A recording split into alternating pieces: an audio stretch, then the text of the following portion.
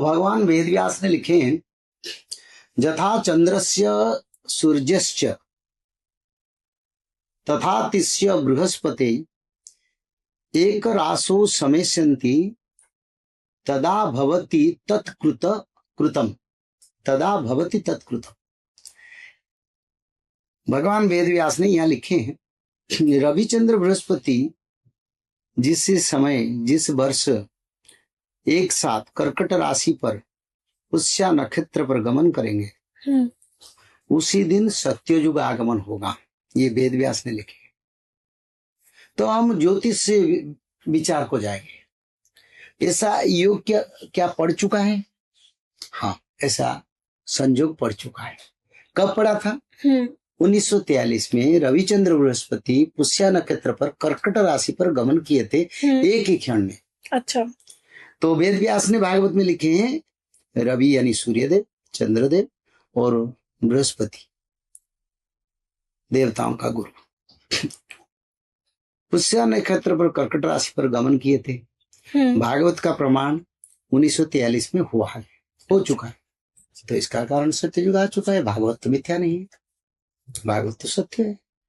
जो लोग कहते हैं शायद शास्त्र को पढ़ के भी नहीं समझ, बिल्कुल हमारा क्या लेना है।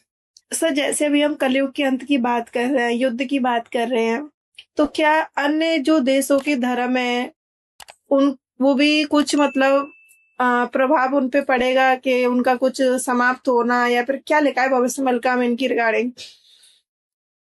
देखिए, भविष्य शास्त्र में लिखा है सारा विश्व सनातनी बनेगा। केवल जे सनातन धर्म को स्थापिबे श्री नारायण आओ सबु धर्म है वह चुन्न। यानी कोई धर्म नहीं रहेगा, सभी धर्म का मिलन, जैसे महासमुद्र में नदियां का मिलन होता है, सभी धर्म का मिलन सनातन में हो जाएगा और विश्व सनातन बनेगा। सारा विश्व में जितना लोग रहेंगे, भारत में उससे ज्यादा लोग बचेंगे। अच्छा। सारा वर्ल्ड में जितने कंट्रीज है, जितने लोग बचेंगे उससे ज्यादा भारत में बचेंगे। तो भारत शक्तिशाली बनेगा, विश्व गुरु बनेगा। जैसे भगवान कल्कि का उल्लेख किया है आपने भविष्य मलका में, तो उनकी लीलाओं का भी किया होगा। कौन कौन सी लीलाएं जो आपने अपनी भविष्य मलका में लिखी हैं? देखिए, भगवान कल्कि का लीला को कौन समझेगा? माँ जोगींद्र, मुनिंद्र, ऋषिंद्र उनका लीला को नहीं समझ पाए, स्वयं माता यशोदा नहीं समझ पाए, माता देवकी नहीं समझ पाए, पर नंदवा समझते थे, वसुदेव जी समझते थे। बिल्कुल।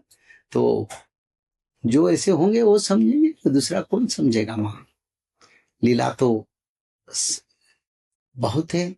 ऐसे समय आएगा भगवान भक्त एक साथ बैठ के भोजन करेंगे, रसोई करेंगे, खाएंगे और प्रभु जी के मित्र बनेंगे, भक्त परिवार बनेंगे। ऐसे समय आएगा भक्तों को राजा बनाएंगे। ऐसे समय आएगा भक्त और भगवान घूम घूम के सारा विश्व में सत्यता और धर्म का रक्षा प्रतिष्ठा करेंगे। ऐसे समय आएगा कल की भगवान पंचभूत प्रलय करेंगे। ऐसे समय आएगा परमाणु शक्ति को कल के भगवान निष्क्रिय बनाएंगे। कितना प्रकार का लीला करेंगे। उनके जन्म स्थान के बारे में भी कुछ उल्लेख किया है आपने, कैसा क्या रहेगा? जैसे कि वृंदावन, मथुरा, बरसाना का उल्लेख है पूरा उनके उस टाइम का, ऐसा भी कुछ है वहाँ पर उल्लेख? देखिए, इस बार कल के देखिए हर युग का क्षेत्र है। सत्ययुग का क्षेत्र बद्रीधाम है, त्रेता युग का क्षेत्र हमारा अयोध्या है, द्वापर युग का क्षेत्र श्री वृंदावन है और द्वारिका भी है, और कलयुग का क्षेत्र जगन्नाथ क्षेत्र है, और कल्कि का क्षेत्र भी संभला यानी संभल क्षेत्र है। तो कितना संभल है?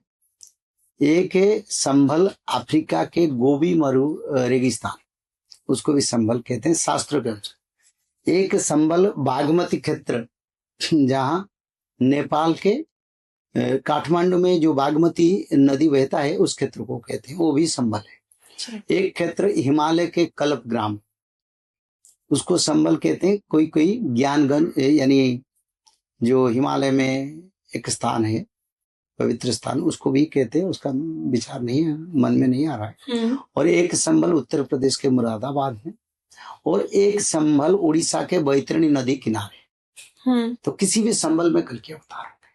क्या भविष्यमलका को हमारा डेस्टिनी माना जाता है? क्या भविष्यमलका सिर्फ एक भविष्यवाणी का ग्रंथ है या फिर इससे भी ज्यादा कुछ गहरा मतलब अपना रखता है महत्व? देखिए, भविष्यवाणी डेस्टिनी नहीं है, भविष्यवाणी का आरंभ है, क्योंकि भविष्यवाणी सत्ययुग का ग्रंथ है। उसमें लोग सत्यता को आचरण करेंगे, धर्म को आचरण करेंगे, गलत कर्म नहीं करेंगे, लोग सतमार्गों को आएंगे, भगवान का दर्शन प्राप्त करेंगे और भगवान की शरण में रह के राम राज्य को जाएंगे। तो इसलिए ये start of new year of Satyayuga भविष्यवाणी का दी ओनली एक ही अक्षय ग्रंथ है जो इस युग का निर्माण करेगा। अलग कोई शास्त्र नहीं, यही शास्त्र के माध्यम से।